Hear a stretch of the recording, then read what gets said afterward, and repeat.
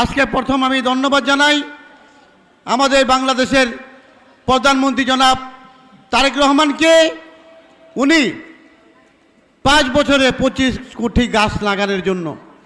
আজকে আমরা city corporation সহ আমাদের মাননীয় এমপি সব সহ আমরা গেলাম। আমাদের প্রধানমন্ত্রী জবে থেকে বলেছেন, আমরা গেলাম বসে নেই। আমরা প্রত্যেক দিনই আমাদের কর্মসূচি আছে, আমরা জায়গায় জায়গায় গাছ লাগাচ্ছি।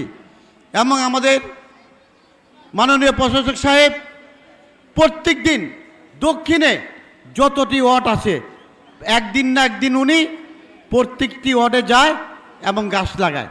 তো আজকে আমরা এখানে যে কজন লোক আমরা বসে আছি, যদি সবাই আমরা একটা করে গাছ লাগাই তাইলে আমাদের এই বাংলাদেশ গ্রিন সিটি হয়ে যাবে ইনশাল্লাহ। তো আমরা কি গাছ লাগাবো একটা করে সবাই? আমাদের প্রশাসক সাহেব এবং আমাদের এমপি মহোদয় এখানে আছে, আপনারা কি বলতে পারবেন হাত তুইলা যে আমরা সবাই একটা করে গাছ লাগাবো? ইনশাল্লাহ। আপনাদেরকে ধন্যবাদ। এবং সামনেই বুড়িগঙ্গা, আমার নানি বাড়ি ওই পারে আমিরাবাগ। আমি গেলাম ছোটকালে, আপনার লুঙ্গি পরে কাঁচা মেরে কলা গাছ কাইটা বেলা বনে আমি আপনাদের এই কামনিঙ্গি চড়ে আসতাম।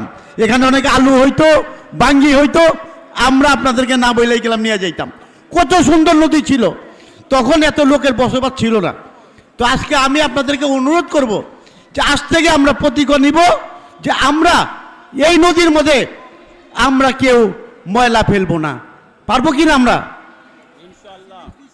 তো আজকে বাইরে আমরা দেখলাম যে পিছনে কিছু ছোট ছোট বাচ্চারা ব্যানার নিয়ে দাঁড়িয়ে আছে। দেখি ব্যানারটা ওঠাও তো, এই ব্যানারে কি লেখা ওঠাও।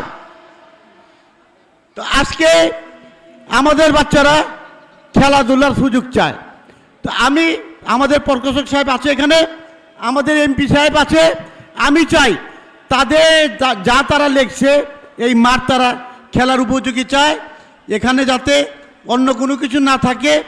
আমি প্রশাসক সাহেবকে এবং আমাদের এমপিকে বলবো যে এইরকম ব্যানারগুলো দেখে যাতে তাদের মনের আশা আমাদের এই দুজন এখানে পূরণ করে যায়।